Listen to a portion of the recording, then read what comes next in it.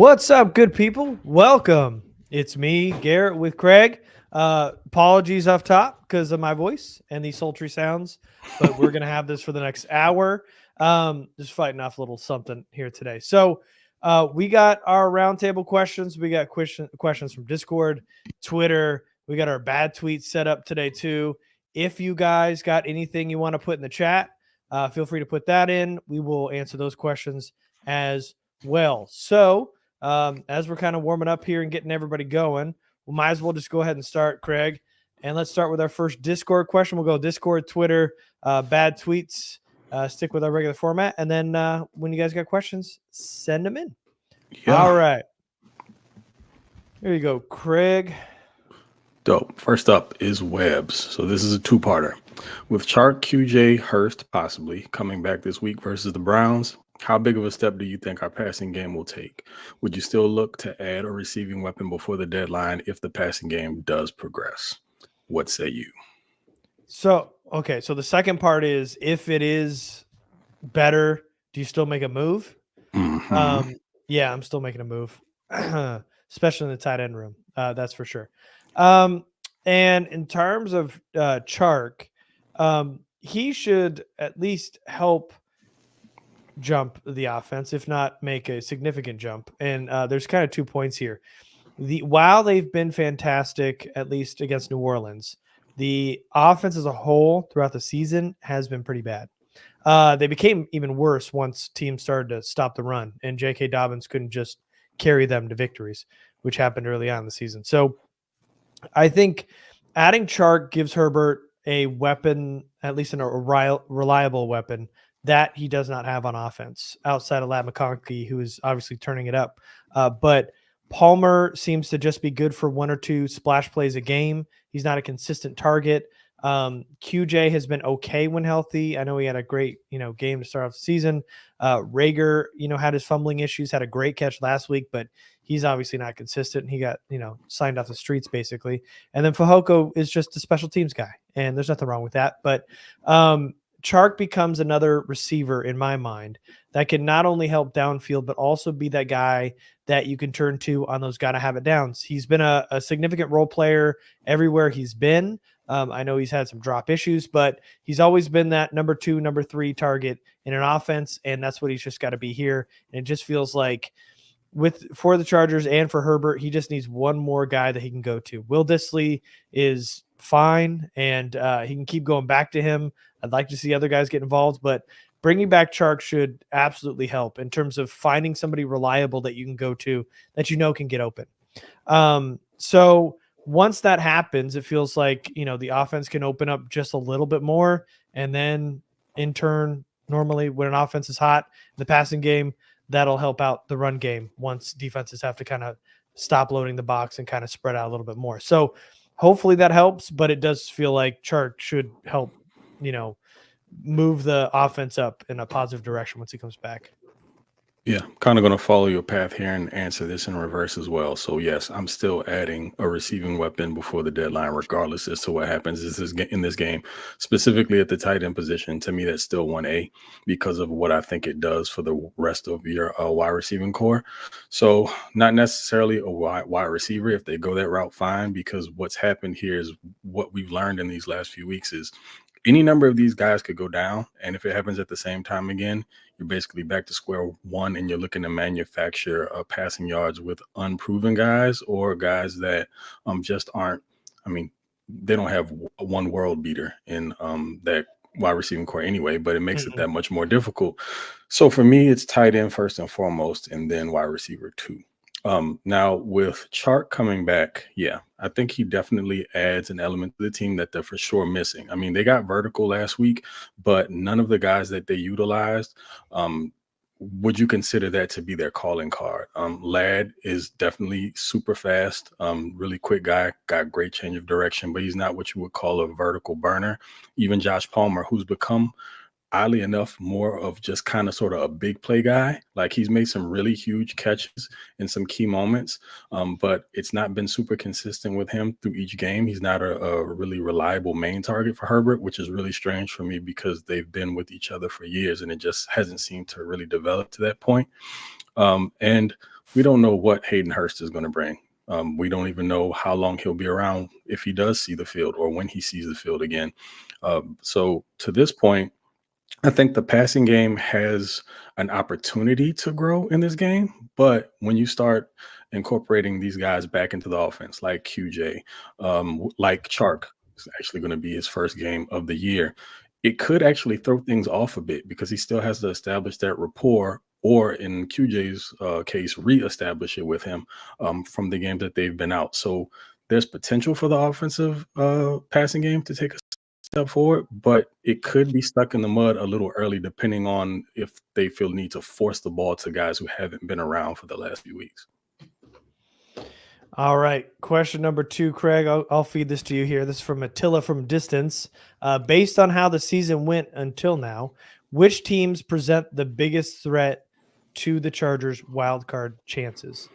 Do you want me to pull up the updated wild card positioning? Yeah, so you yeah, can go see for it. Okay. Go for All it. right. Go ahead. I have an idea off the top of my head, but yeah, Mhm. go ahead and pull it up. But Yeah, a go ahead. couple of the teams that I'm thinking of are probably like the Bengals and the Colts. Reason being is that we all know what goes on with the Colts. I think right now, are they 3-5 at this point? I can't remember what the exact record was, but they're 4-4. Oh, the Bengals, or did Oh, I the say the Colts. Colts? I'm sorry. You said the Colts. Oh, sorry about that. I meant the Bengals. Apologies. The Bengals always seem to hang around. They get off to these slow starts and then they pick up steam throughout the season, and they're not completely out of it yet. And I think their strength of schedule is somewhere around like the 18th remaining for the rest of the year. And then there are the Colts, who, like you mentioned, are 4-4, so at 500, and they have the 25th ranked strength of schedule for the remainder of the season. I want to say the Chargers are somewhere sandwiched in between. They're like 23 or 24. So those are the two teams that I think you're going to be jockeying with as we get down the line here. And I don't know. I just have this really strange feeling about the Colts now because they replaced their rookie quarterback with Joe Flacco, but they're actually better with Flacco. So it could go any way. The Chargers just definitely have to handle their business for the remainder of the season, and you can't have any more games like you did against the Arizona Cardinals, who are actually starting to look a little bit better themselves. So that loss, still with the way that it happens, wasn't great. Doesn't help them whatsoever. A loss is a loss. It doesn't matter if it was to a good or bad team. It counts the same in the loss column.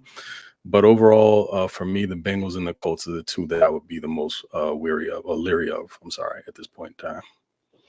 Yeah. So right now, and we're talking about, week 9 playoff picture, but right now, of course, the Chiefs, who are undefeated, are at 1. Steelers are 6-2 somehow at number 2. Bills 6-2. Texans lost last night, but they're 4. Broncos are 5-3. Ravens 5-3. Chargers 4-3. And then on the bubble here, it's the Colts, Bengals, Jets, and then Dolphins. And then after that, it's just a bunch of bad. Yeah, my bad. I think I called Richardson a rookie. He's not. I Oh. don't know. I forgot that this is his second year. He barely played his rookie season, if I'm not mistaken, due to injury. But yeah, I mean, he still isn't very good either way. Yeah. So the Jets won last night, so they're 3-6 currently. So they moved up pretty far without the Sunday, Monday slate. But by the way, shout out to NFL.com with this Buccaneers logo here. That's tight. I love that Buccaneers logo. I think I saw them switch up to, if I'm not mistaken, like the Jets. They may have changed the Jets. No, it's still the same. There was another logo that changed in there. I looked at NFL.com earlier. I saw the Buccaneers. No, the Eagles were 1, but it's not represented here. Weird. Eagles are 7, it says. They're 5-2. No, I was talking about as far as the logo is concerned. They had like an old school. Yeah, they had like the old school logo up somewhere else. Maybe it was a different website, but I saw that today also. Yeah. Anyway, yeah. So I think just to answer your question, I mean, it feels like, the Bengals feel like the sneaky team that's going to make a late season run. It feels like they always do that. They started out the season and they're kind of just figuring it out like they normally do. They stumble out the gates and then they finish out strong. So if you're just thinking about teams outside of the 7 seed, the Bengals feel like the favorite to kind of take that over. Jets are still really struggling. I don't know that they've really figured it out quite yet. And then the Colts with Joe Flacco, it just feels like once Flacco joins the roster, he's going to push them into a wild card spot. So that's possible. But when you look at the Broncos at number 5, I mean, they're going to drop off in no time. So while they sit in the middle of the pack right now, I do not see them finishing anywhere near that at the end of the season. I'd have to go back and double check, but I think their strength of schedule is like as far as difficulty goes, is one of the highest. I mean, amongst those three teams for sure, but I think it ranks somewhere in the top 10 to 12. So yeah, they'll probably fall here in a bit. Yeah, and then we'll see about Stroud and his injury last night. But yeah, it just feels like, Chargers are sitting strong, but there are some teams that could sneak in there. I don't know that Jets is in that category, but then Dolphins fall into 2 and 5. It just like the Jets did. It's hard to kind of overcome that, even with Tua back for Miami, and even getting Devontae Adams now. That's a tough hill to climb to get into that 7 seed. So I feel like the biggest threat is the Bengals right now, but I think a sneaky contender is the Colts, like you said. Mm-hmm. All right, so let's pull up your next question here from Discord. There's number 2, and then the third one. Okay, cool. So Quingatron John Goat. Okay. Chargers might have lagged QJ and Chark for the first time all year, which makes you think they keep opening up the pass game. On the other hand, Ward is miraculously looking like he'll be back from a concussion this week, while JOK and Hicks, their 2 inside linebackers, look like they're inactive, which might tempt Roman to go back to his old ways. What would you do, and what do you think Roman will focus on this week? Well, Roman's going to run the ball. I mean, that's no secret. And I don't know that I think that's going to be the kind of slide-in answer every week. It's going to be an evergreen answer. So, I mean, what I would like for him to do is mix it up a little bit more. But I'd like to have a little bit more play action today, a little bit more misdirect today on Sunday, a little bit more misdirection, a little bit more play action, because logically speaking, the middle of the field seems like it's going to be a weak point for the Browns on Sunday. And it feels like guys like Ladd, Disley, maybe hopefully Chark could attack those intermediate parts of the field. I would run some heavy play action attack just to keep those linebackers on their heels, make them pick and choose, and having whether they're going to attack line of scrimmage, whether they're going to drop back. I love my bubble Y over when I'm running play action, hoping that the linebackers can bite on that outside. But yeah, running some crossers over the middle. I'd love to see how they pass over those rubs when they got those wide receivers crossing and throwing a lot at them, because if you've got, your main linebackers out, it seems like that's the biggest way to attack this defense. And while they've got 3 pretty good corners for the Browns, they're pretty good on paper. They have not been very good this year.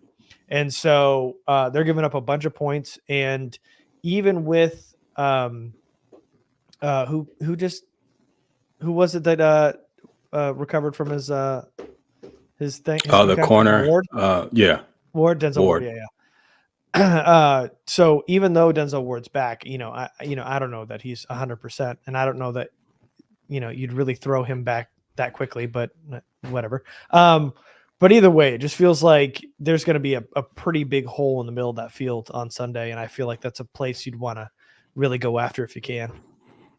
Yeah, well, Greg Roman isn't necessarily going to change his stripes. So the running game is probably still going to be first and foremost, although we saw him, kind of adapt a bit last week. So that was good to see.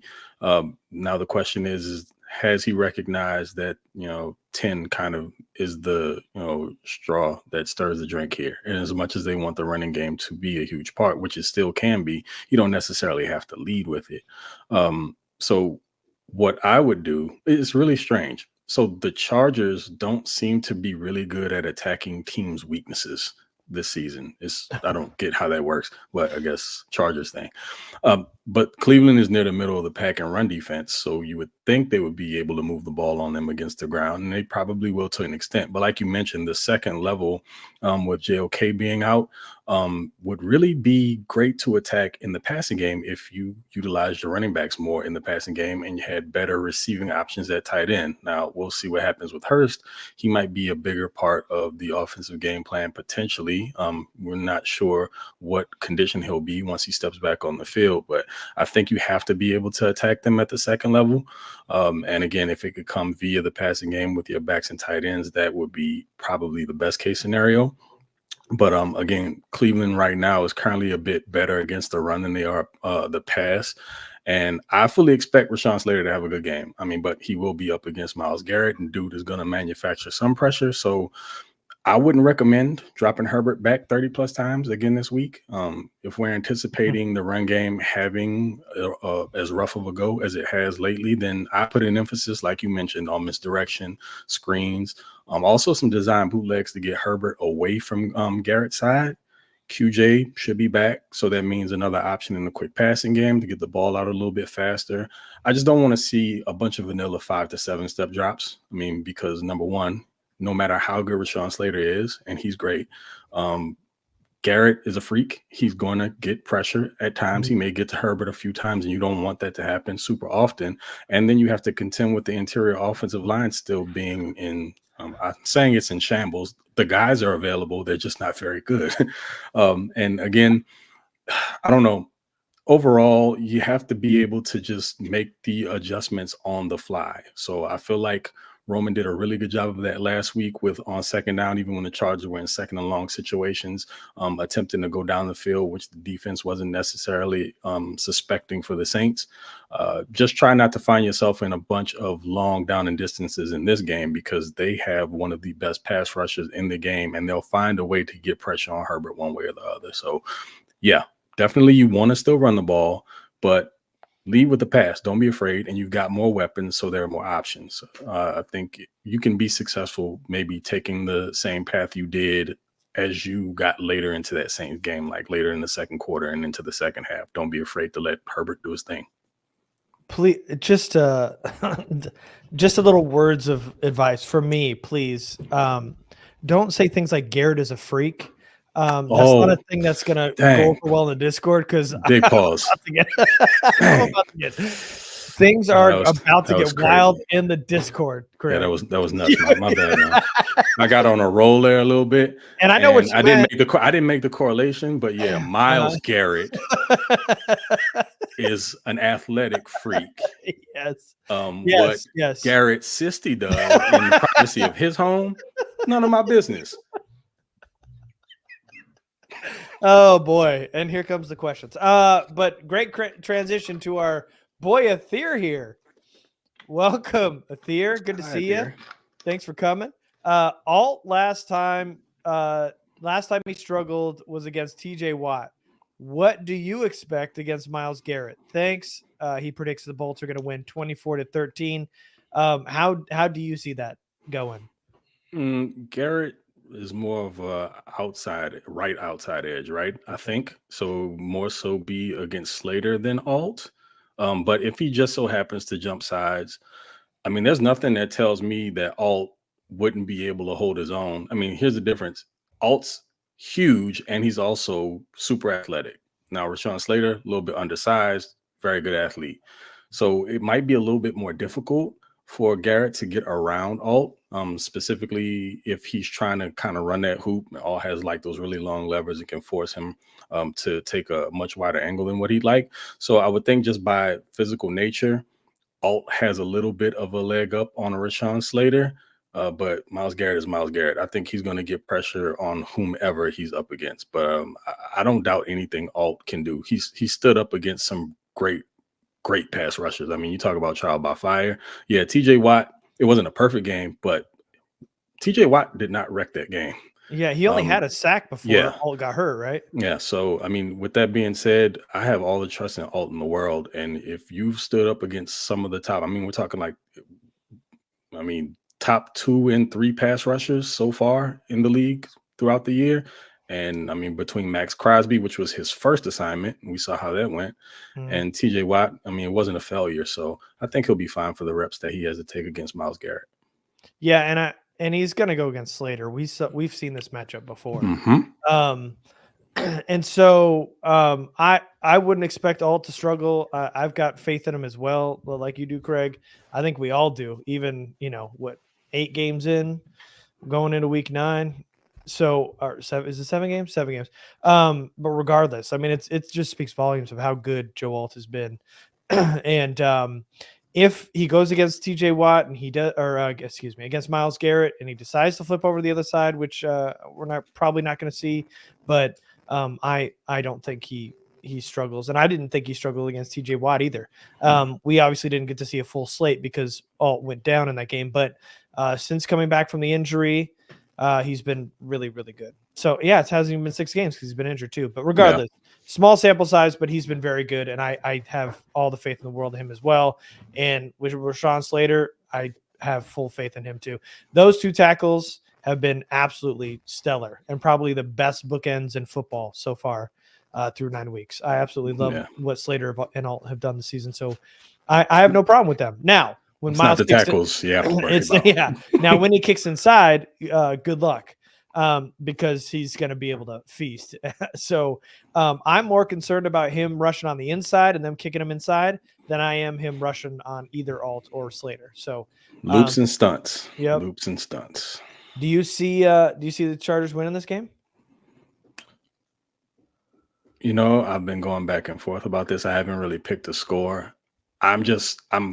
I'm willing this into existence because I need them to beat the Browns so that there are some potential options that the Browns are going to be willing to let go of before the trade deadline. Now, if they get on a little bit of a run here, they'll feel better about themselves. Jameis might have them feeling frisky and thinking that, they can get things back on track and maybe hold on to some of their pieces. So I'm going to say yes, but I am concerned. Yeah. I don't know how you hold on to those pieces at this point. It's got to be sell mode at this point, like full fire sale. But when have the Browns ever had a good owner that did smart things? There you go. Not my lifetime. All right, so let's move on to Twitter questions. I'll start with these. And thank you, Aether. Appreciate the question. Man, that's okay.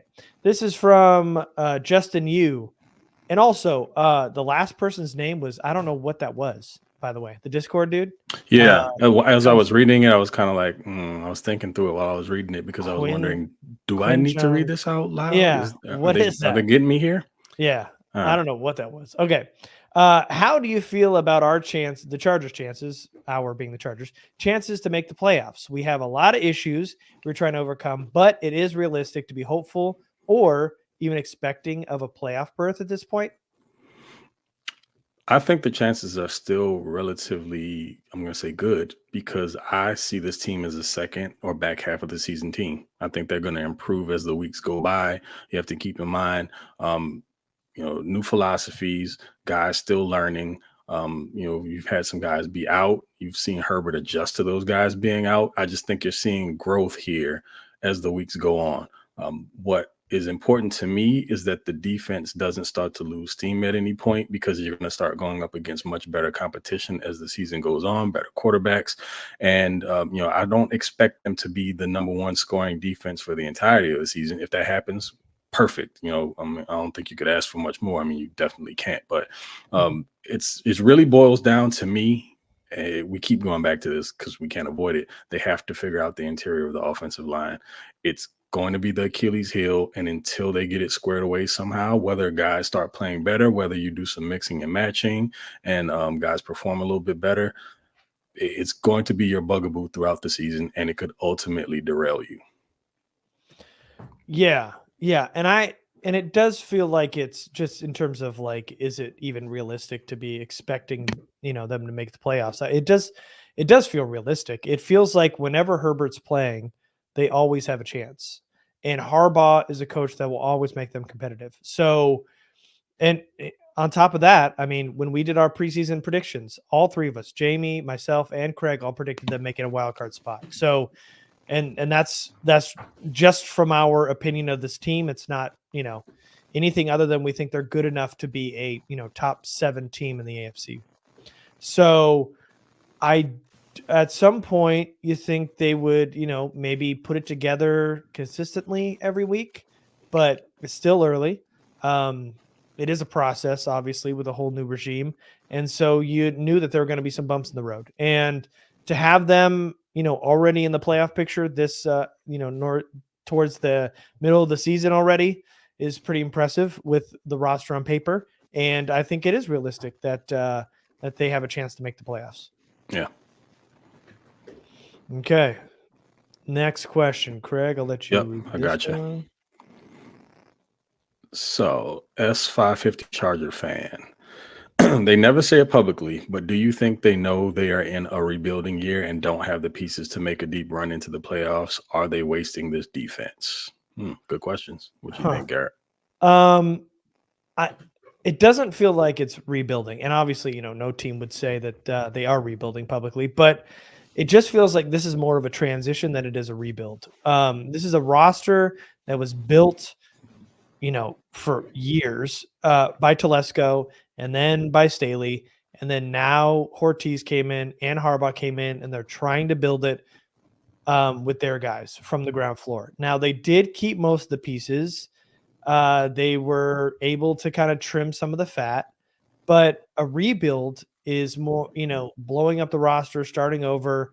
But the regime basically said, here, I want, the core, these guys so far this year that we can get rid of. The ones we can't get rid of. We're gonna go ahead and let them go or trade them or whatever the case may be. And then now they've turned it around and now they're a perennial playoff team. So I don't think they are built to make a playoff run, to answer the second part of the question, unless they have some kind of major changes at the trade deadline, or, some players make some gigantic positive shift. But it's not so much a rebuild in my mind as it is kind of a shift in transitioning this roster. Yeah. So what about how you feel about the defensive question? Do you think they're Are they wasting it? wasting the defense? Mhm. I mean, you'd love. The Chargers had a number one offense and number one defense, and didn't go anywhere. So it could be worse. Dead But last in special teams that year was it? yep. So yeah, and Devin kind of summed it up for me. It's more of a reset and not so much a rebuild. But are they wasting this defense? I would say no. I mean, they're doing enough to win ball games. They're not, they're in the playoff picture right now. So wasting it, no. Also, it kind of feels like if this defense continues to be as good as it is, I don't know how long the Chargers are going to be able to keep Minter. So I don't know. We'll see about that. But no, right now I would say no, they're not wasting the defense. The offense could be better, but also, we knew that there were going to be some bumps and bruises. So to me, yes, I think it's more, I call it a functional rebuild because I feel like they're still looking to be competitive. They're not just taking what they have and rolling with it and making the best of it, because you can still see them doing the roster churning. Ortiz is still working as best as he can, I'm sure, with that.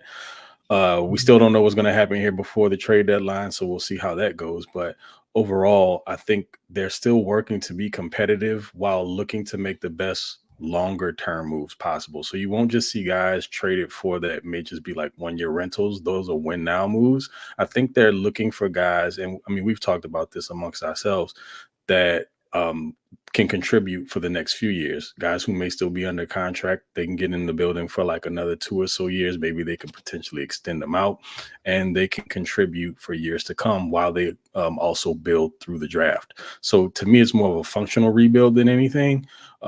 But also, you're looking at a defense that is ranked where it is as far as being number one in scoring, with several throwaway pieces from other teams. So to me, I don't necessarily think they thought the defense would be this good. But with that being said, as they start to move in more of the guys that they want, more of the type of players that they want in these positions, I think it'll be even better. I just think they're exceeding their own expectations at this point. I wouldn't say that it's a waste.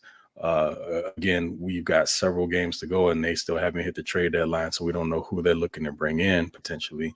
But overall, I definitely don't believe that we thought the defense as a whole collectively would be the strength of the team. It's great to see it. I just don't think it's being wasted. I think they're leaning on it quite heavily while the offense finds its groove. And after last week, I think you'll start to see a little bit more consistency in the passing game, which I think will aid the running game. And like I mentioned before, to me, this is a second half team. Things will start coming together as the weeks go along. Mm-hmm. All right. Last, I think, Twitter question, I believe. Here we go. This is from Chris, current CP, longtime listener. Yeah. Recognize the name. Do you still see a move coming before Tuesday, Craig? I do. To me, it's still going to be now. Actually, I was leaning towards tight end, which I still think they need to do, regardless of what happens this week. But they may even be looking at potential cornerback options now, as well as Cam Hart's been playing.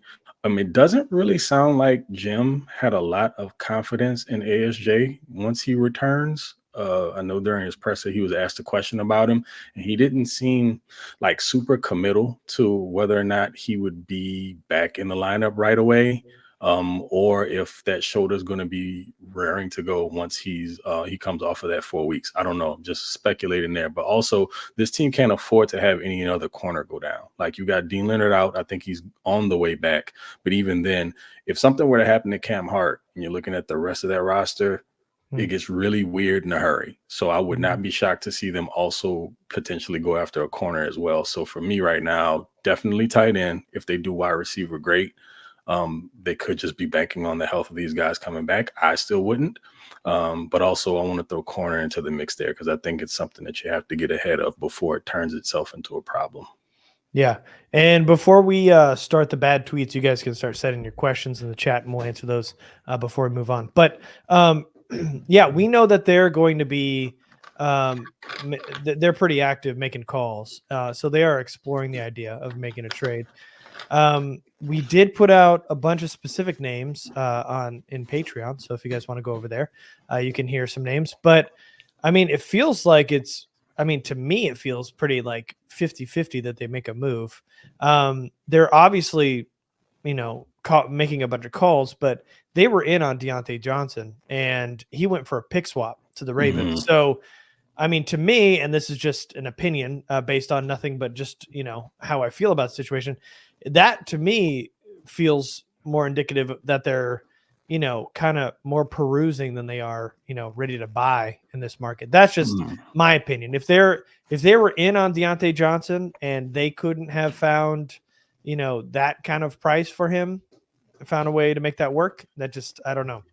I'm not sure how serious they are about making a move, but with as many calls as they've made to as many teams at as many different positions that they've made, it does feel like they are wanting something for the right price for sure. Yeah. I was also thinking that with Deontay Johnson, I know a lot of people were discouraged by the fact that they didn't make that move based on what was acquired for him. But you think about it, to me, it feels like they want more of a number one target. Deontay Johnson, to me, is like a high-end number two. I wouldn't necessarily call him a number one wideout, and you already have a bunch of 2s and 3s. So he just kind of adds to the pot. Still a good player. I'm sure they would have been able to utilize him, but they need a number one target, whether that come via a pass catching tight end or a wide receiving threat. Yeah. I'm not sure. It just feels like for a fifth, sixth swap for a wide receiver too, that feels like a pretty good price in my mind. But yeah, maybe they're looking for something a little bit better. And they were not one of the teams in on DeAndre Hopkins who went to the Chiefs. So, that could be a factor too. They're looking for somebody a little bit maybe more long term, somebody with a higher ceiling and more of a wide receiver one. Who knows? Okay, so if you got your questions, send them in. Leos Bruin says that the win the next 2 AFC games and they have a great chance. The Browns versus the Chargers is one of the biggest leverage games this week. Win, they have over 70%. With a loss, it's 44%. That graphic's been updated because of the game last night, and I think it's 71 if they win and 52 if they lose. So they currently sit at 63. That was literally the thing we just put up. So that's gone up since then. And then I think that's pretty much it. There's a lot of okay. If you guys got questions, send them in. We got a lot of comments, but let's just move on. Oh, what about a Jets CB? Is that DJ Reed? Is DJ Reed the number 2 corner? I think I saw him get injured, but he got back in the game last night. DJ's a good corner. Yeah, they're not. Sauce isn't going anywhere. Nah, we know that. Nah, and then you can probably get for a reasonable deal. Yeah. Yeah, DJ Reed, and then who's the nickel corner? Is it Michael Carter or? I think Carter's out injured, if I'm not Is it? mistaken. I'm not sure who the sub nickel is for the Jets right now. Yeah, I don't either. Okay, cool. Let's just move right on to our bad tweets. Fun. Your your favorite. All right. Here we go. Number 1, and because it's the day after Halloween, we got a candy take. The original take, Reese's not even, so there was a list of top Halloween candy, and this person did not put Reese's in the top 5. And this person said, Reese's not in the top 5 is egregious, not going to lie. And he backed it up saying, I'll say it if no one else will, Reese's suck. You could have not said it. It would have been okay. Here's the thing about Reese's. Well, I want to ask a question. Were you hurt as a child? Did someone do something that was connected to Reese's that person? Like, did they do something that was attached to Reese's that maybe didn't sit well with you as you grew up? Here's the thing about Reese's. They literally just tinker with Reese's and do crazy stuff because they know people will still buy it. They literally put a potato chip in Reese's and people still bought it. It's because Reese's is awesome and you can't do anything wrong with them. So this is a horrible take and I feel bad for your palate. Let's start there. Next, update your love of candy. You have to update it. Try different Reese's things. Like if you don't like just a regular Reese's cup, they came out with one at one time. There was a cookie inside of it. It's been years since they've done that. I don't think they do that anymore. But every time I walk into a gas station or something, there's a Reese's something or another that looks awesome. I just don't eat a lot of candy, so I stay away from it. But it looks delicious. I would say just give it a shot, man. Maybe now as an adult, if you haven't had it in years, try it again. Might be like vegetables. Like you get older and you have a better appreciation for them, and then you realize you were wrong the whole time. That would be my recommendation. Yeah, there's a lot going on here because outside of this, when you go into him defending this take, it's basically that Reese's or peanut butter is not good unless it's with jelly.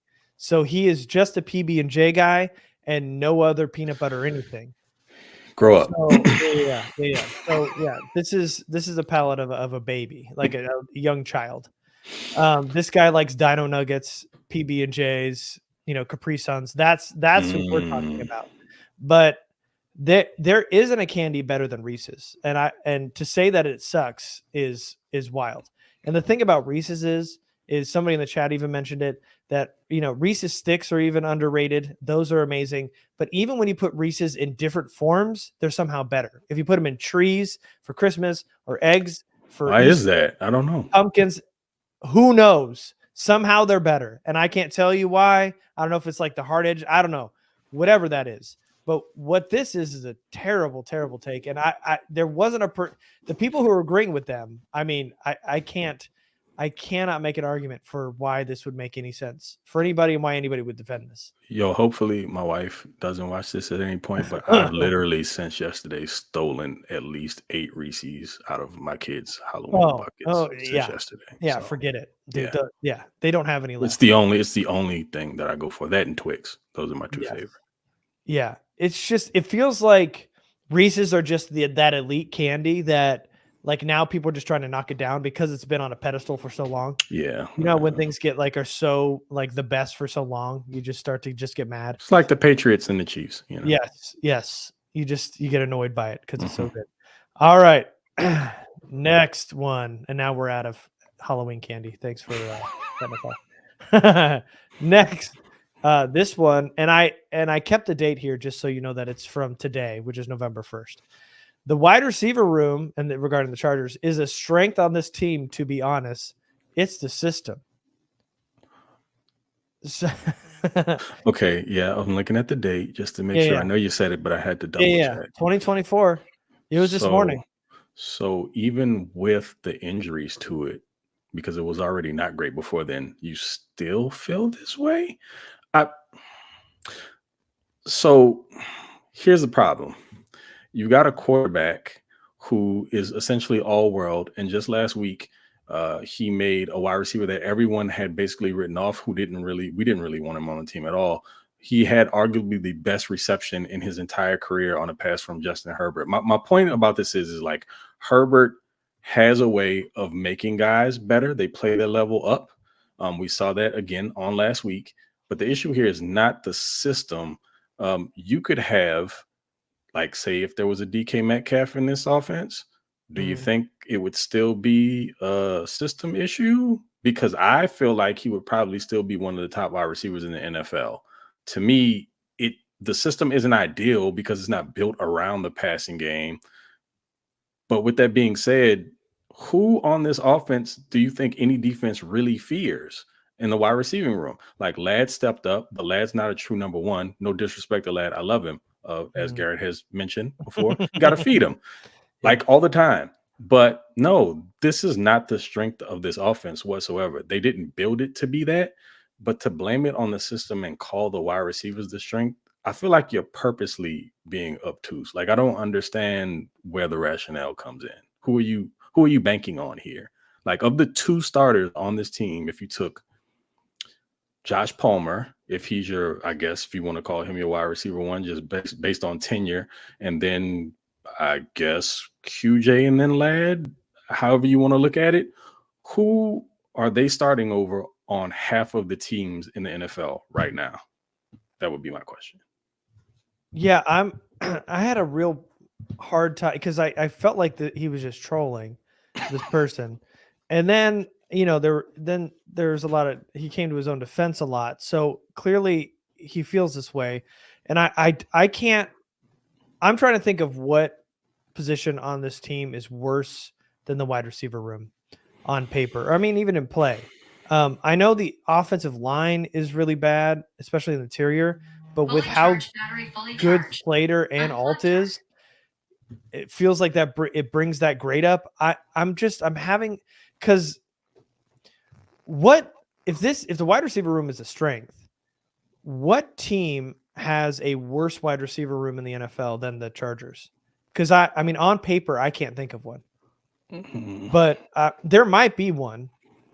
I mean, now the Browns, when they lost Amari, maybe. I don't know. Panthers, now that they lost Deontay. I mean, it's not many. You can probably rattle off like 3 or 4, maybe a handful. But I mean, there are 32 teams in the league, so that's not saying a lot. If they're a bottom 5 wide receiver group in the NFL, then how bad is this football team? If it's how bad is the rest of the team? I mean, I can't make this add up. Maybe Casey says maybe the Raiders wide receiver room now without Devontae. Okay, fine. I mean, it seems like the teams that we're naming are the teams that, I mean, at the beginning of the season probably had, a better group on paper than the Chargers did on paper. But now they've traded away all their wide receivers, and I don't know. I don't understand the rationale here. If this is a bottom 5 wide receiver group in the NFL, how bad is this team? They're in the playoff picture right now. This is crazy. And to blame it on the system, I don't know. I don't know. This kind of feels like somebody who doesn't like Greg Roman, maybe. Potentially. Maybe. And then LJ Carter says Titans. Sure. Titans. Where are we at? That's probably at like 5. Or we at like okay, 5 so or we're 6? saying Titans, who traded away DeAndre Hopkins. Raiders, who traded away Devontae Adams. We're talking about the Browns, who traded away Amari Cooper. We're talking about the Panthers, who traded away Deontay Johnson. So, I mean, if you put those receivers back on those teams from week 1, I'm not sure that you say, I mean, maybe you can make an argument, but I don't know. Anyway, this is ridiculous. And to blame it on the system is crazy.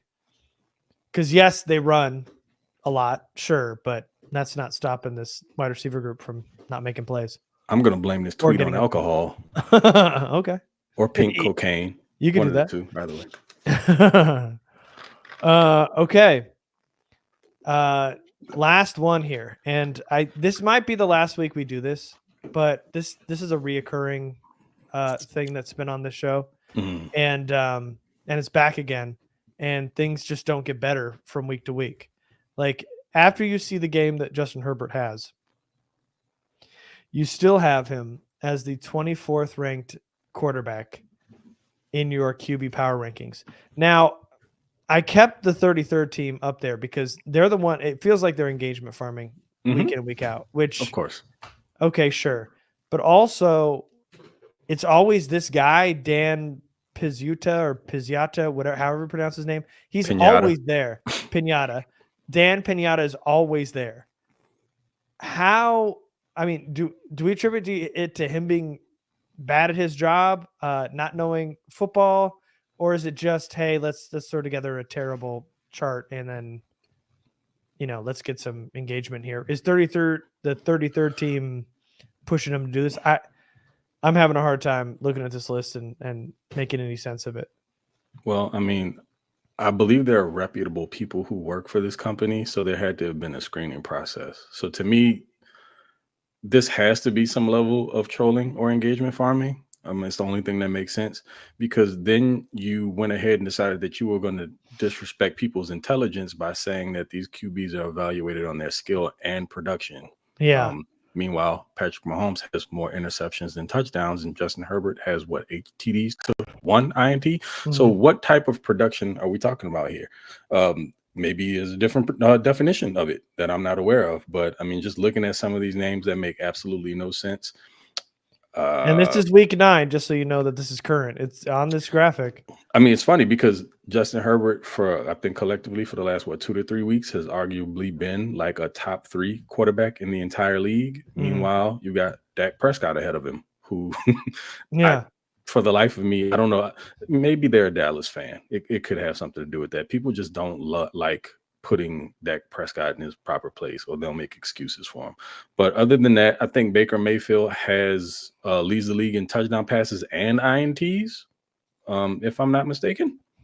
So again, none of this makes sense whatsoever. And then there was one in here I saw earlier that completely blew me away. Who was it? Where is Jameis Winston? Oh yes, at 17.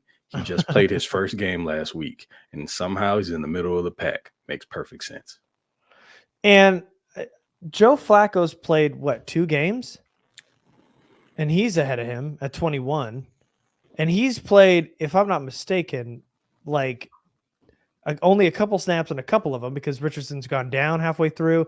I mean, are they including the one snap he came in when Anthony Richardson tapped out last week? So what are we team player? How do you have? I mean, this guy had 2 starts, I think, all season, and then had 1 throw. I think he might have handed it off, to be honest with you. He had 1 snap last week, and he somehow, if we're talking about production of 2024, I mean, what are we What are we doing here? All the names from 17 to 23 are ridiculous to be in front of Herbert, and then you start moving up the list, and it's just like Lawrence, Tua. I mean, is still concussed, it feels like. I mean, I don't know what we're doing here. He's still got a head injury. I mean, Love has been out in and out of the roster. Murray's been fine. Jalen Hurts' team stinks right now. The 49ers aren't any good. Mayfield is bad, like you mentioned. Burrow's been struggling. I don't know what we're doing here, especially coming off the 2 weeks that Herbert had. Yeah, I need an explanation from people who subscribe to this, of like, you physically pay your hard-earned money to be insulted in this way. I mean, do your thing, throw your cash however you want. I've seen people throw it away for worse, but people are essentially laughing in your faces and taking your money. That's wild, and you're good with that. So whatever. I never have to look at anything the 33rd has to say ever again, because clearly they're not very serious people. I know. And I'm so, I mean, I understand that, like, they got to have a contrarian and stuff, but I don't know what it is with Herbert and why he is just a target all the time. It's not but it's everywhere. Okay. So real quick side note. Okay. So since I forget how old, I've played the game John Madden football ever since it was on arcade when it first came out. Big thing. But nowadays on the newer consoles, they update player ratings, and every week, depending on how the player plays the previous week, they'll update that rating. It'll go higher or lower depending on their performance. Justin Herbert, if I'm not mistaken, started off this year at like an 87. He's now at like an 83, but that's even after last week's performance. They essentially didn't touch his rating at all. And then you got guys like, I don't know, I mentioned Dak Prescott. He was at like a 90. I think he might still be in the mid 80s somehow. Oh, and Patrick Mahomes was rated a 99, Mr. More picks than INTs, still a 99 somehow. So he didn't get any worse. But it's this thing with Justin Herbert, and it's everywhere, and I cannot figure it out for the life of me. Like, he's the most likable dude ever. Why do y'all have such problems with him? I don't get it. Is it a Chargers thing or is it a Herbert thing? Who knows? It feels like all these bad tweets are somehow all come back to Herbert. Like they're all targeting Herbert at some point. It's like, it's not just Dolphins fans. It's not just 33rd team. It's, not just Madden. It's like even the teams that have bad teams, their fans want Herbert and are willing to give up like nothing for him and think, oh, he sucks. So we can probably trade a 7th for him and something stupid. Or like that JJ McCarthy is going to come to the Chargers because Herbert stinks and Harbaugh wanted Herbert McCarthy. It's just it always comes down to Herbert is no good to anybody other than the people who like have eyeballs, I guess, and aren't like, super duper fans of their own team. Yeah, and I mean, I don't understand how a guy who sucks so bad just continues to break all these records. It's super strange to me. It's wild. But, Yeah. Who am I? All right. We did get some questions while we were in there. Let's see. There was any chances of trade for DK Metcalf? Why do y'all keep doing this to me? I don't think the Seahawks are in that bad a way. I haven't looked at where they are cap-wise going into next year. I think some of this plays a part in it too, because you got teams who are going to be really under the gun when the season's over, and having to figure out how to maneuver through it right now is probably their best course of action. So I don't know where Seattle stands cap-wise, but They're now going to be over in 2025. It's weird because DK's name keeps popping up and it doesn't seem realistic. But when you consider that, that's going to be a nice little contract they're going to have to pay if they choose to. And if not, just come on, give them over. Mike McDonald, you're familiar with Jim. Y'all are buddies. Just do us a solid, man. Shoot him over. We'll take care of him. The biggest cap hit is Tyler Lockett, who is owed $30 million in 2025. So, Lockett won't be back. Yeah, he's gone. But yeah, I don't see them trading Geno either. DK Metcalf either. And Geno's also tied up in that as well.